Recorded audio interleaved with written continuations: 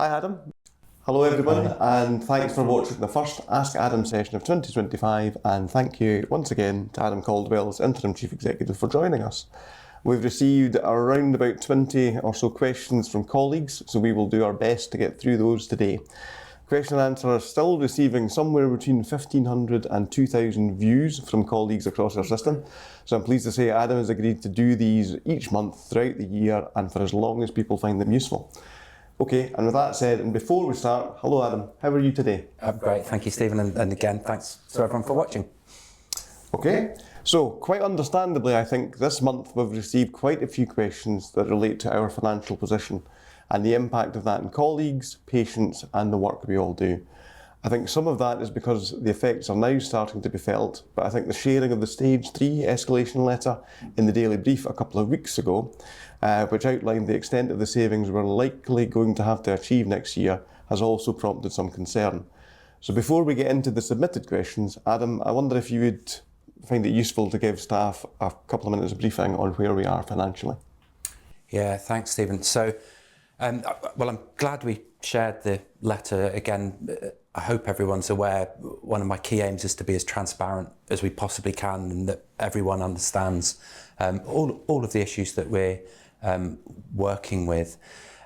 So our financial position continues to be really very challenging at the moment, and we've just put into Scottish Government our first outlined budget for next year, and it's the detail we share at GAPF at the Area Clinical Forum. So again, hopefully people are aware of the sorts of things we're working towards at the moment.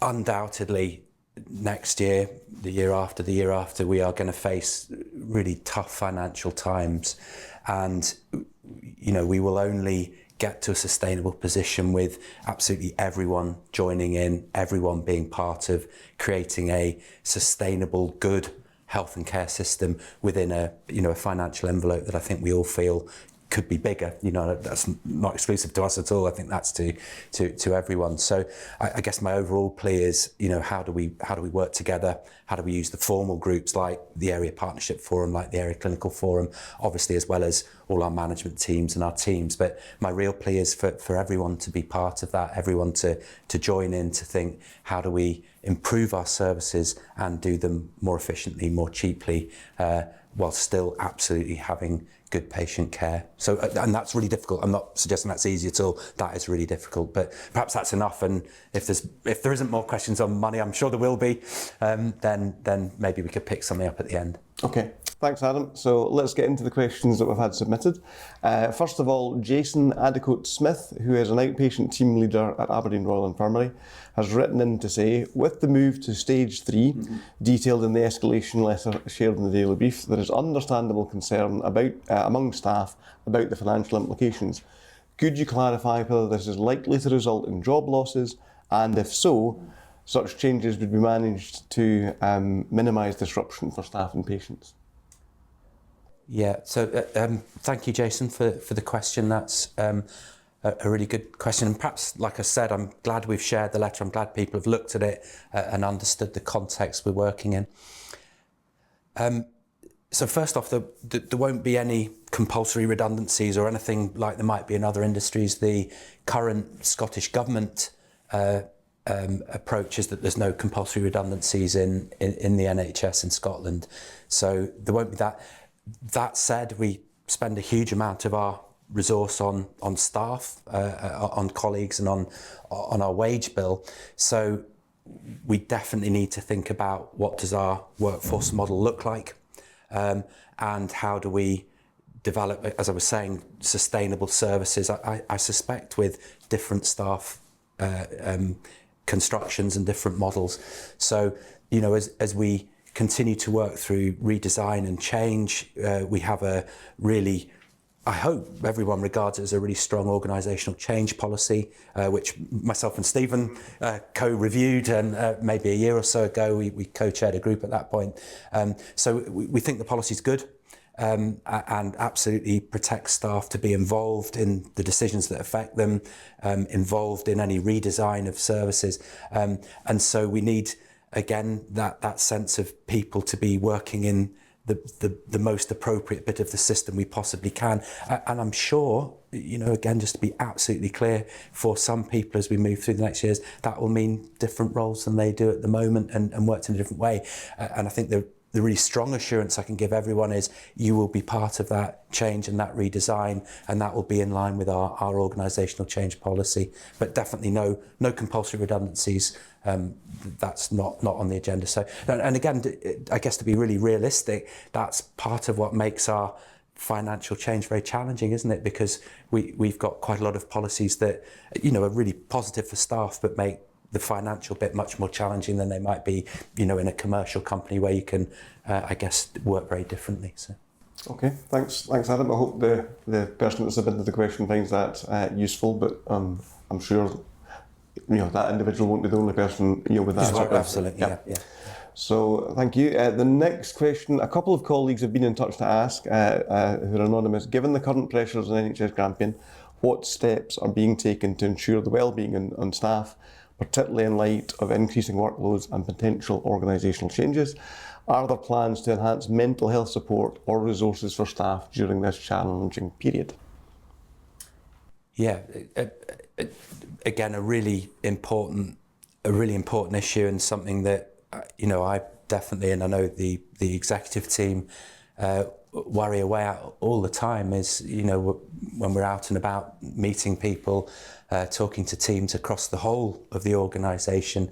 I think without exception, people are feeling really huge amounts of pressure and finding it a really challenging environment to work in. So we've got the Wellbeing programme, the Health and Wellbeing programme.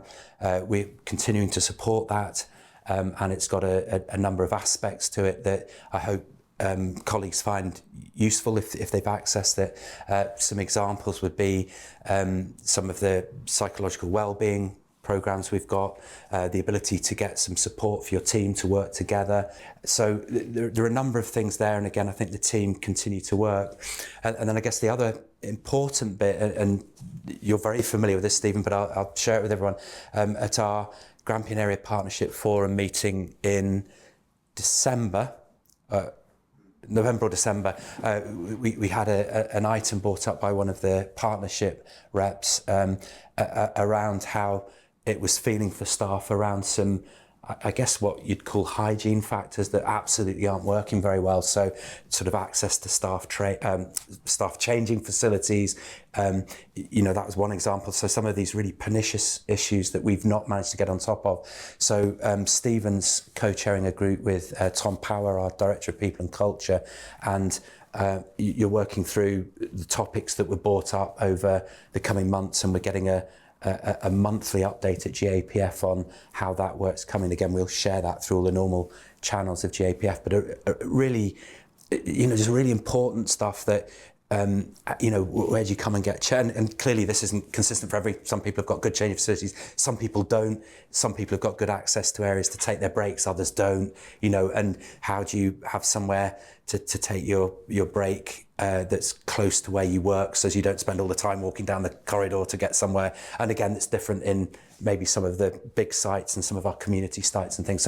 So anyway, we've got a real effort invested through Stephen and Tom to work systematically through that and see how we can make those improvements. So I think that probably two things. There's the support nature, and then some of the direct work we're trying to improve where we know things just aren't right in bits of the system. Yeah, thanks Adam. I guess it's a reminder that well-being means different things to different colleagues. Yeah, absolutely. So very much.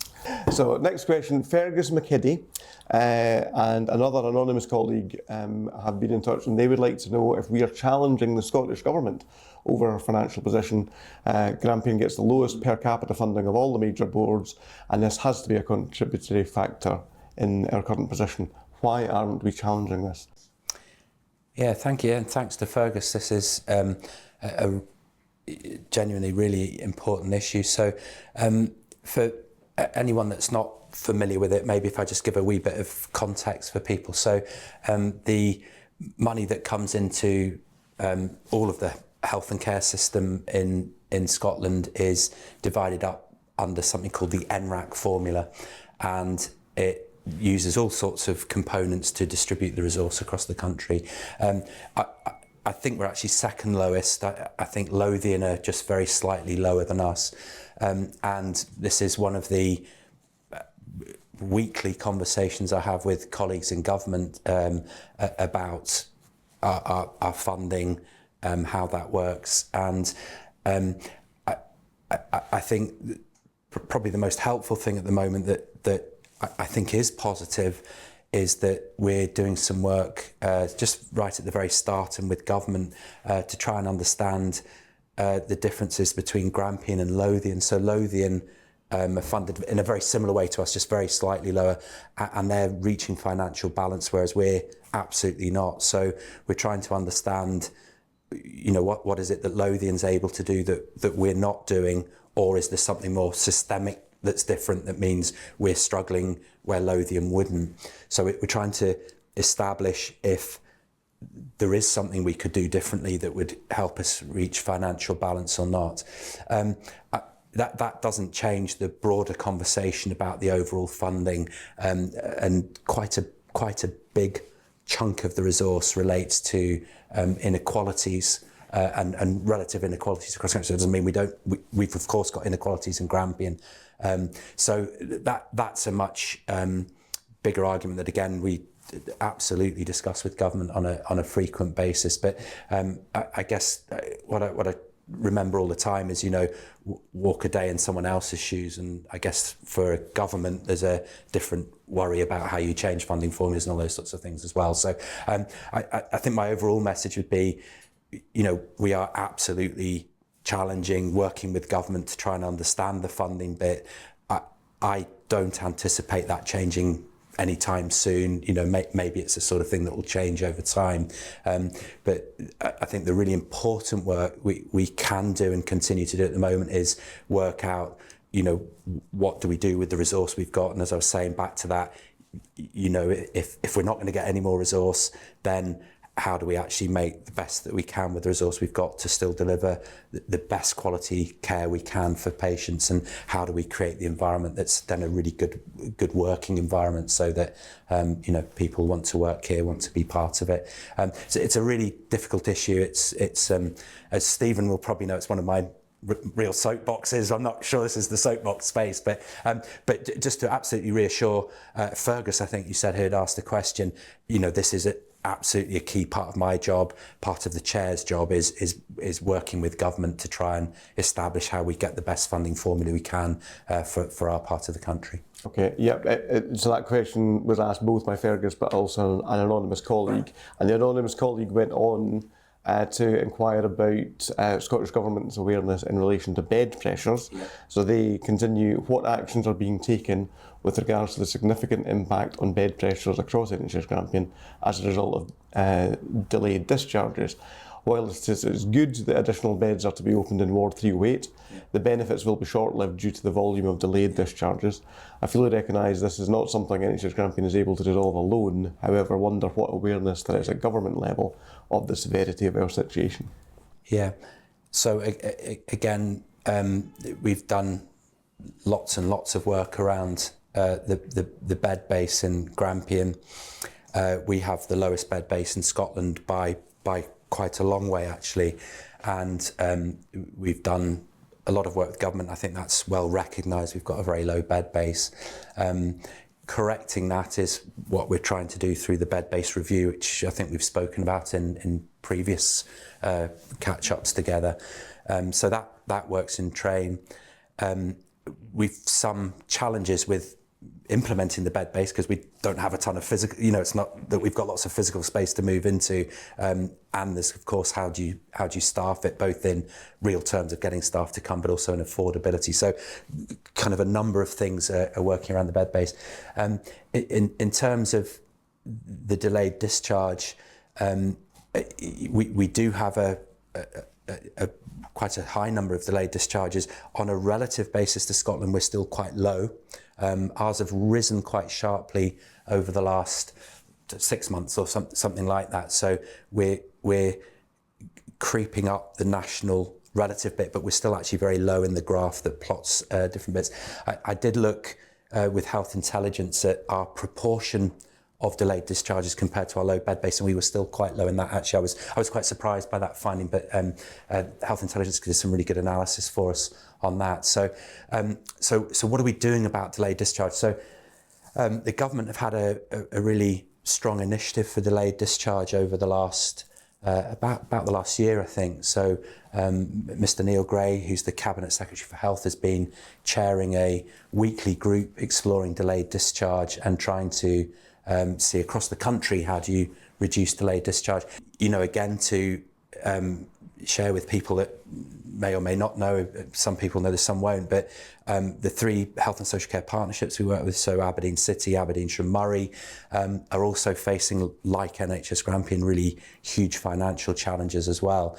So, it kind of feels like there's a lot of issues coming together there. It's not an easy thing to solve in, I guess, the absence of capacity in care homes or the capacity of care at home and the resource associated with that. So something that's really on everyone's mind, something that the board's very familiar with.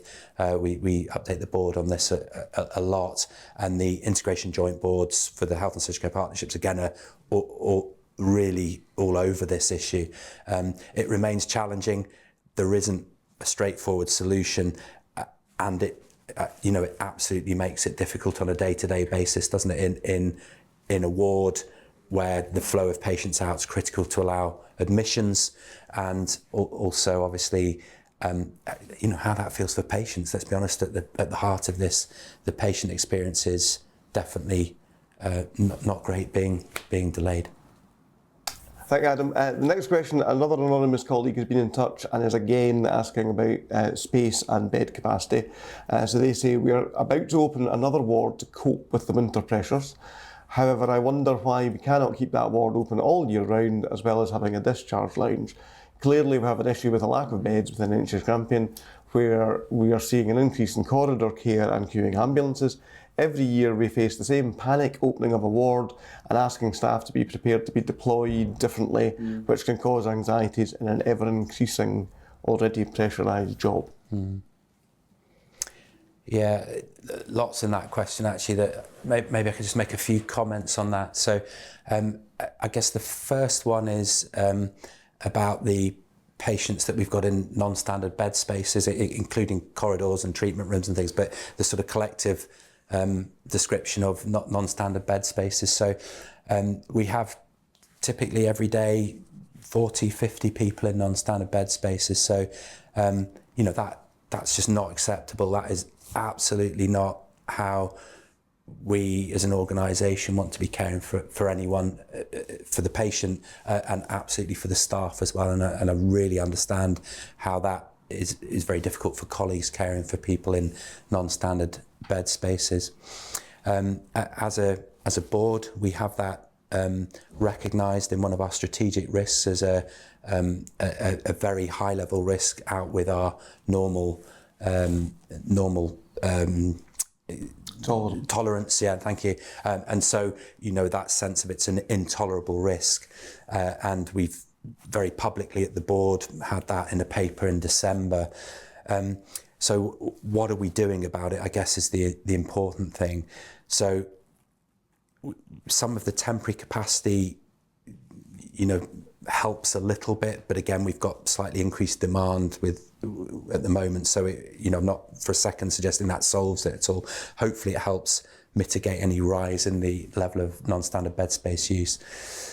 And our overall plan is absolutely around the capacity, so the bed-based review, and as per the last question, if we can reduce delayed discharges, reduce length of stay, increase the throughput, avoid people being admitted. So all the things that we all know about all contribute to trying to reduce that. But I don't for a second say we've got a plan that we can implement quickly, and I don't for a second say it's anything that we want to do, but we are in the position we're in with that and having to do it. I think I referred last year to, it was last year, yeah. The last time we met though, last year, about the plan we were developing with Scottish Government and Scottish Ambulance Service around queuing ambulances and things. We've had some feedback from government that they're not going to support us with any financial help with that. So that came to my team meeting just this week. We're back round the table with Scottish Ambulance to think what are the things we can continue to do to try and mitigate that, try and improve it, and we're trying to work with the Area Clinical Forum to see what are the things we might do that we've not got yet in the plans and such like. So definitely, not an ideal situation for any patients, not for colleagues. That I'm talking about both the queuing ambulances, the corridor care. So work's afoot. I don't think there's a magic solution there or a silver bullet. I think it's going to be lots of small improvements that will help move the system in the right direction. And the other bit colleagues may or may not be aware of, we had the Centre for Sustainable Delivery, which is the CFSD, normally known by their acronym CFSD, came up and did some work with the unscheduled care pathway in December. We've had their report, and I think there's a number of really helpful things in there that the clinical team seem to think were really helpful. So again, there's a kind of an emerging plan on what are those things, how do we work with those, and maybe that's something we could update at the next one of these.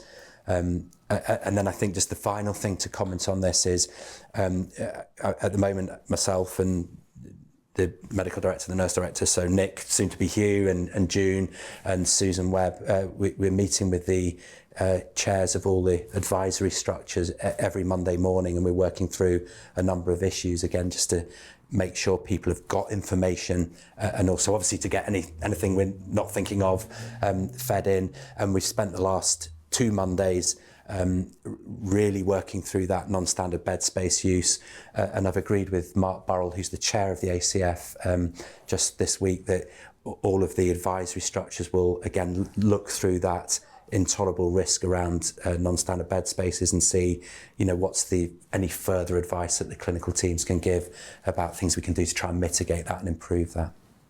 Okay, thank you. Next question is about car parking. Sarah Walker, who is a medical secretary, is looking for an update on the potential for parent and child spaces in the Lady Helen Parking Centre. I know Sarah's been in touch before on this, and that Adam asked for it to be considered by the car parking group as an option. Are you aware of any update, Adam? Yeah, I have had an update on this actually. So Sarah, thanks for coming back and making sure we don't lose sight of this. Again, I think a really important issue for people that are arriving at the hospital with young children and their ability to get in and out of the car in pretty tight parking spaces, aren't they, in the Lady Helen Car Park. So the car parking group very kindly considered this for us, and disappointingly, from this perspective, they have agreed not to make these changes on the basis of the very finite spaces we've got and the amount of pressure in the car park, so not to further reduce the number of spaces. I think the bit of feedback they did give me was that as they repaint the lines, which I think they do routinely, I'm not quite sure what the frequency is, but they do repaint the lines, they're going to make a number of them slightly wider, so it's not quite a full parent and child thing like you might see in the supermarket car park, but it'll be some level of support to help people with young children, get in and out of the car, and I certainly remember that. So I think that's to come at some point, and I think the same's true in the children's hospital car park, so car park just beside the children's hospital. I think they're repainting lines there and going to do some again some slightly wider spaces and things, so we'll see. Not ideal, I understand that, but I think hopefully Sarah and others, we all walk in the shoes of making difficult choices every day where more than one thing's good, and I think that's just a compromise, and so that's the advice from the car parking group. Okay, still on car parking, Adam. Tracy Riley, who works in the MEM service at Aberdeen Royal Infirmary, writes to ask if Adam could advise who is responsible for the cleaning of the car park, as she says she feels the lifts in particular are often dirty and covered in litter. Yeah, thank you. So this is the portering and grounds team, and they've, I think, just been a little bit short of staff. I think they've managed to get the team with some more members in, and so that's on their rota now, and they will routinely clean the lift and the stairs in the car park. So hopefully everyone will see an improvement in that. I would concur with that when I have been in there. It often looks pretty scruffy, so hopefully we'll all see an improvement in that. So our thanks to the portering and grounds team up front for improving that. Yeah, they're one of those teams that are not necessarily very visible, but I guess in general, and having done quite a few of these, we don't hear about issues like that very often, which probably says generally they do a pretty good job. So I think you're right. Yeah, I think you're right. Yeah. So another medical secretary, but who would like to remain anonymous, has emailed to raise concerns about the North Loop Road from Aberdeen Royal Infirmary to the new mortuary site. She asks, have you ever tried to walk this route as a pedestrian or wheelchair user or pram pusher? Are there any plans to improve it? She feels it is particularly unsafe as there are no crossings to the north roadside. She asks whether additional crossings could be considered in the area. Yeah, thanks.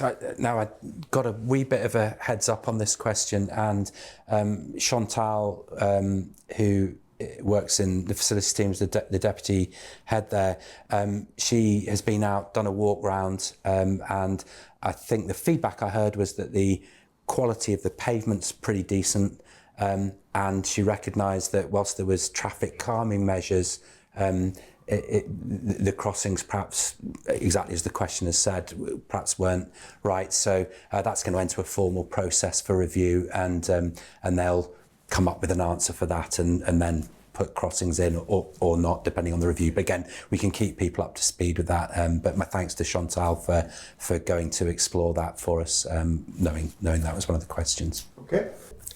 Next question is from another anonymous member of staff based in Aberdeen Royal Infirmary. They work in one of the admin teams, and they've been in touch to raise a concern about a specific case. So while it wouldn't be correct or appropriate to speak in detail about an individual in this sort of very public forum, I wondered if, Adam, you could address some of the concerns more generally.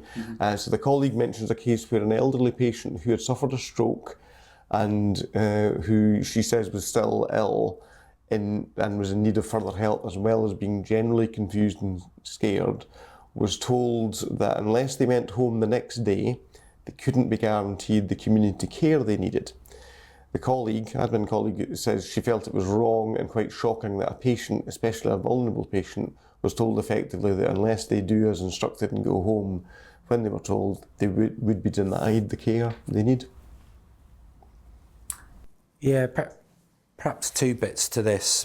Maybe I could just answer something specific about that. So hopefully, I think you said they were anonymous. Hopefully they can get in touch with Mike, who fields the questions, to give us the details, and we can absolutely follow that up and investigate that and just see what happened there. And then perhaps making a couple more general points.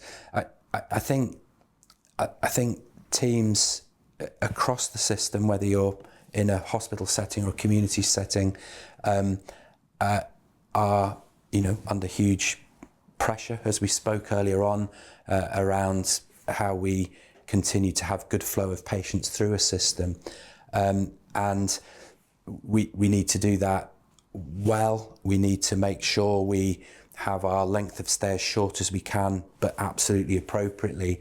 And that's why, the decisions about discharge need to be led by the multidisciplinary team of the clinical team, the social work, the care management, all working together, understanding the wellness of the patient and their ability to move to the next stage of their care pathway. And that's why it's important everyone's in that discussion together, so that we line up what's the ability and the capability in the community to look after someone at a particular point in their journey, whilst also absolutely understanding we are in a pressured system that's trying to make sure length of stay is as short as it is, and hear me properly, appropriately short, and all those things. So if that case is as it's stated, it sounds very uncomfy, doesn't it? So let's look at that. But I think my overall thing is we need to work together, support patients to move rapidly. We know that often, even if people are anxious and worried, actually home's really pretty good. Being in hospital longer than you need to, on the whole, isn't good for people. So I think two bits there. Let's get the individual bit done, and let's think about that broader bit of really slick and efficient pathways of care. Okay, the next question is on the Band 5 regrading process that's currently open to our nursing colleagues. We've got an anonymous colleague who submitted their re-evaluation request back in October. They were told that the evaluation was going to a job panel for discussion and review in November. But as of now, they've still not heard whether or not they've been successful or not. They understand that there'll likely be a large volume of applications, but what is NHS Grampian actively doing to speed up this process? Can you further advise on potential timescales of how long we will be waiting to hear? Yeah, so submitted October, thought it would be heard in November, and they've not heard back yet. Okay, so let's make sure we get everyone that's in the process just up to speed with where their application is. So I'll follow that up with June Brown, the Executive Director of Nursing, just to make sure everyone's communicated with. We're doing some extra training panels in February and March, so we'll have enough people trained to run the applications through the process. So I anticipate it becoming a bit slicker as we go forward. Obviously, we're still near the start of this process. I think a couple of other things to talk about here, if that's okay. So at the moment, we got an update at GAPF, didn't we, from Tom? I'm not going to get the number right, but I'm in the right ballpark. I think we'd only had 50 or so fully completed applications. So, but there's others in the system that are at the various stages of agreement with line manager and things, but actually only 50, I think it was a few more than 50, but it was that sort of order of magnitude actually ready for panels. We're getting the panels lined up. And so I guess the plea is, if you're wanting to get your job reviewed, please absolutely get on with that. Let's get it in the system. Again, at GAPF, we've been talking about finding time for people to support them to complete the questionnaire, which I understand is quite lengthy. So again, we're trying to get that support in for people to do it.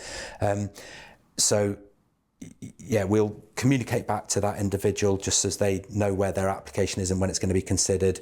We're getting lots of additional capacity lined up. And if you've not put a form in yet and you want to, please do. And I think the other thing probably to mention is that individual, if it is successful and your job becomes a paid at a band 6 job, then the pay is backdated to 1st of April 2023. Yeah, right. Okay. So thank you, Stephen. Yeah. So. And that's not an excuse. I know it's a bit frustrating. Assuming they were in the role at that time, to be fair. But sorry, it's frustrating with the time, but it ultimately the money will be correct from that point of time. So, and maybe that's a sort of question we can pick up a bit more often in these, just to keep people up to speed with how the process is going. Okay, an anonymous colleague has been in touch with I think a money-saving suggestion. All right. And they're asking, why is the new building of the Baird Family Hospital fully lit 24 hours a day, 7 days a week? Apparently it's been like that for months.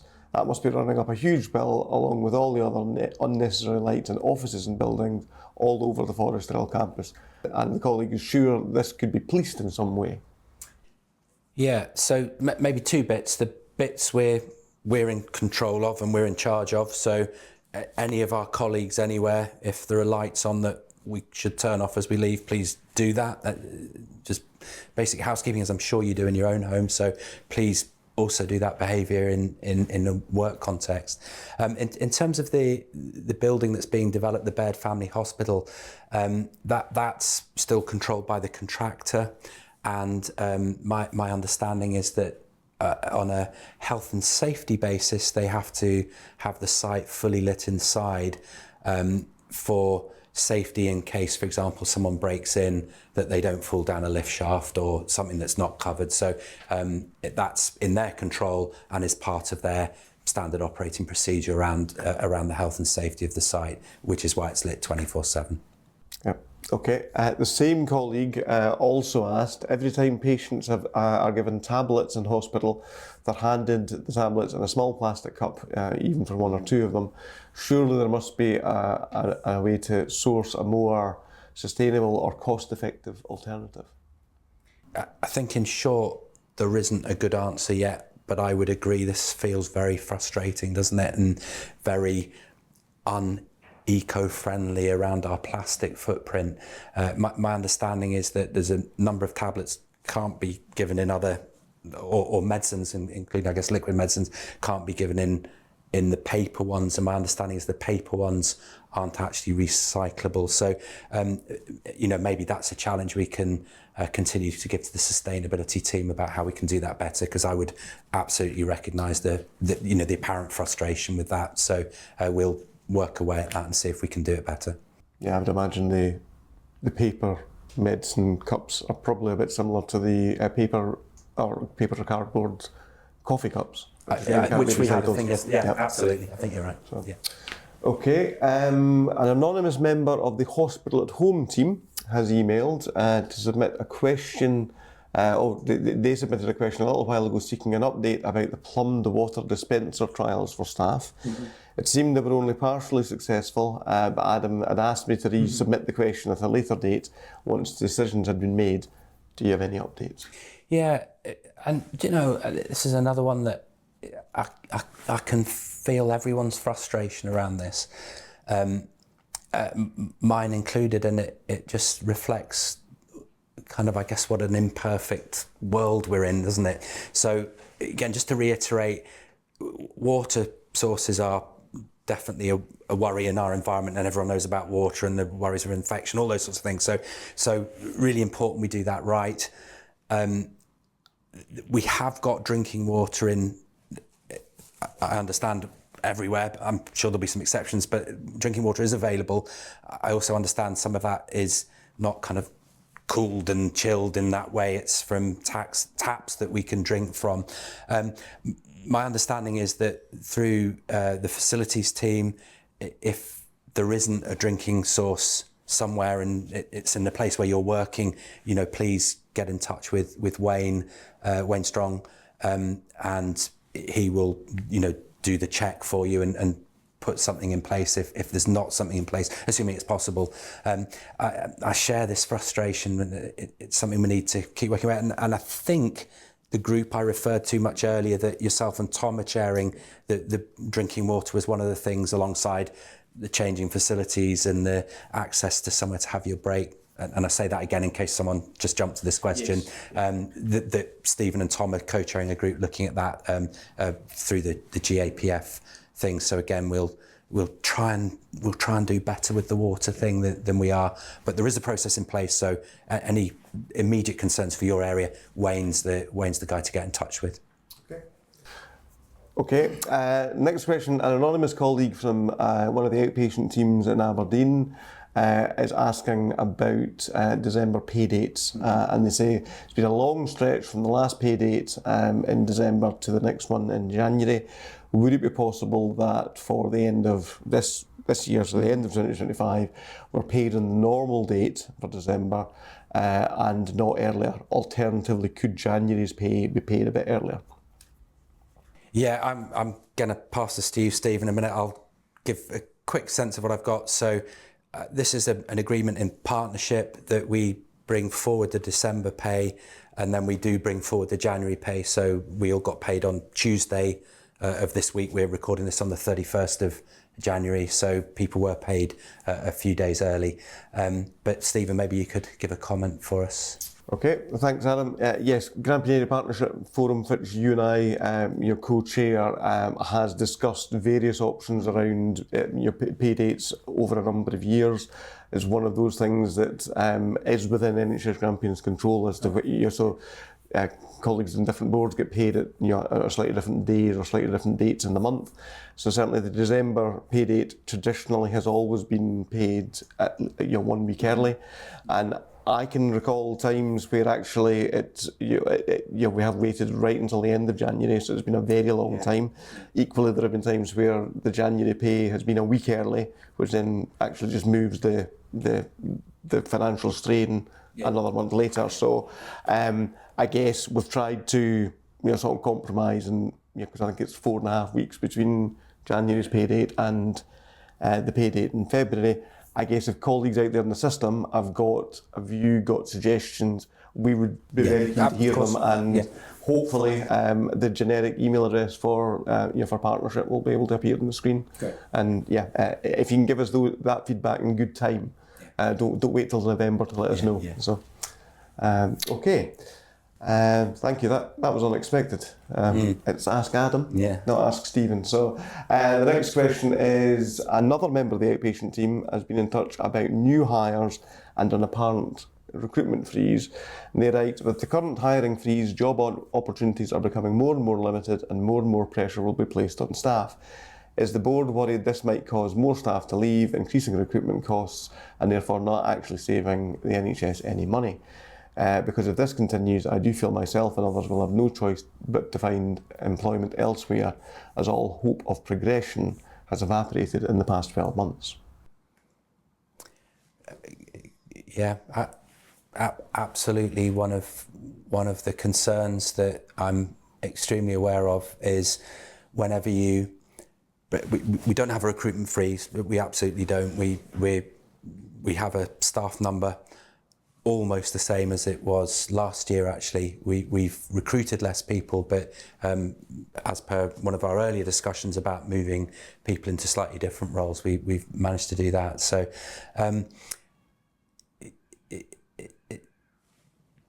again, we're in this real area of tension where the money is the money and we're overspending it, so we absolutely have to pay attention and take action to address that. And again, as I said earlier, the more everyone can be part of that solution, the better. And I'm conscious that when we manage the jobs that we advertise, we absolutely do change opportunity, as the question has said, and that's a tension we continue to hold between, I guess, a system that would be ideal and the system we're in, which has got lots of financial tension on it. So, yeah, good question. I'm aware of it. We are trying to manage that as well as we can. I think the only other thing to add in that the questioner may not be aware of is we have got a second recruitment process that ran in January, actually, which is trying to say where particular teams have had quite a number of posts held and not being allowed to go forward to recruitment. There's been a process to understand that a bit more holistically than the individual posts. So that happened last week, and that's co-chaired by Tom and Alex, respectively. And so again, it's not the solution to everything, but again, it's trying to understand the sort of tension that the question has asked. So an unideal situation, very aware of it, and we'll continue to manage it as well as we can. Okay, next question is from Tim Jagelman, consultant anaesthetist, who wants to ask about catering supply of tea and coffee for staff events. He says, whilst attempting to organise a means of supplying tea and coffee to a staff support area, I've been made aware that there is a policy decision to prevent NHS Grampian Catering providing such products, even if it was paid for by funds raised voluntarily from the staff. Since this is neither cost-saving nor supportive of staff welfare, he wonders if Adam could explain that justification. Yeah, Tim, thanks for this question. And I just had to stop the recording and ask to understand what the question was about, if I'm honest. The reason relates to charging and cross-charging between departments, which is definitely an overall cost saving, so we're reducing administration between it. But I really like Tim's point about the support for staff who are working together. So Stephen's suggestion, I wonder if we do a bit of work on this and perhaps come back to this with a fuller answer next month, and see if there is something we do. There might not be, so I'm not promising we can resolve it, but certainly understand it a bit better and see where if there's a better place to find an answer than how we're doing it at the moment, and how that feels for members of different teams in the organisation. Right, thank you, Adam. Yeah, the last couple of questions actually to topics that other colleagues have already asked, and asked questions that we've recorded earlier today. Yes, so the second question on corridor care came from an anonymous nurse at Aberdeen Royal Infirmary, who writes, "No one working within the health service embarks on such employment thinking it's an acceptable practice to provide clinical care and treatment in corridors. The practice poses significant safety risks for patients and staff, while severely compromising patient dignity, privacy and experience. If we agree with the Royal College of Nursing that corridor care is not acceptable, please can you advise if consideration is being given to explore alternative options? One suggestion in Aberdeen Royal Infirmary that they've heard would be to review the rooms that were previously clinical space, multi-bedded wards and single rooms, which are now being used as store cupboards for large equipment, waiting areas or office space. Are there any plans to revert these rooms back to direct patient care?" Yeah, thanks. That's such a good question. So hopefully earlier in this, if someone's just jumped to this question earlier on, I have made reference to corridor care. Absolutely not what any of us want, not acceptable at all. But we are in a system where we're struggling to have a plan to resolve it. The reference, the question's made to existing areas that were traditionally bed spaces that aren't being used. That there is a piece of work at the moment that's being led by Alan Wilson, the Director of Infrastructure, on returning a number of areas that were bedded areas and are now kind of offices or storerooms and things back to areas that patients will be able to use with beds. There's various numbers being floated around. We will get the definitive number as Alan concludes that work as what's possible, but those beds should be coming back on stream to be used by patients in the very near future. I know Alan's really near the end of that bit, and I think for people that are less familiar with it, I think most of those areas are in phase 2 of Aberdeen Royal Infirmary. Thank you, Adam. I know that's been a lot of questions, but I think we've covered some really important topics, and I hope colleagues have found it helpful. There are a couple we've not been able to get to, but I know Adam is going to get an email response out to those in the usual way. We will be back next month, and in the meantime, feel free to send in your questions. Thanks for watching. Thank you.